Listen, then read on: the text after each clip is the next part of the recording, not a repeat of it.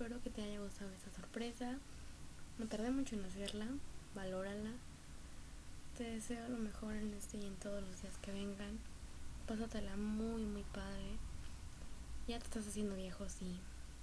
Siempre vas a ser más viejo que yo, sí. Pero de todos modos te voy a querer mucho con todos los años que te cargues.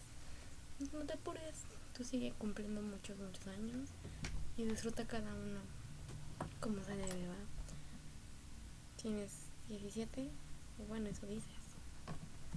Espero que te la pases muy bien, que recibas muchas sorpresas y que nunca se borre una sonrisa de tu cara. Nunca. Te quiero mucho y muchas felicidades.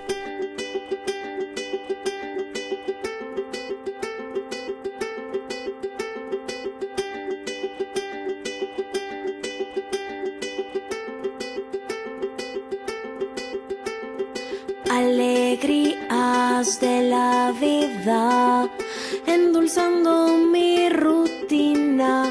Poco tiempo necesitas, ni tú ni yo tenemos prisa. No vamos a correr, te quiero conocer. Carteles colgaré para mostrarte como debe de ser.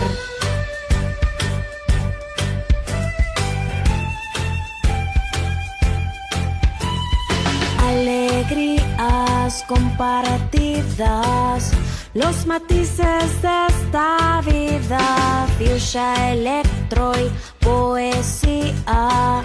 Te comparto mi sonrisa, escucha el corazón. Pinceles de color, paredes blancas que pintaremos tú y yo. ¿Y qué más da si la lluvia nos exige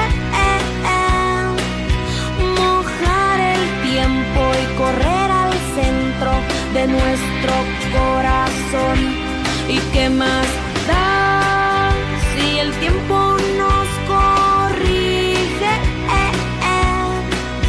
Fijemos todo para estar solos. De entre nubes hoy salió el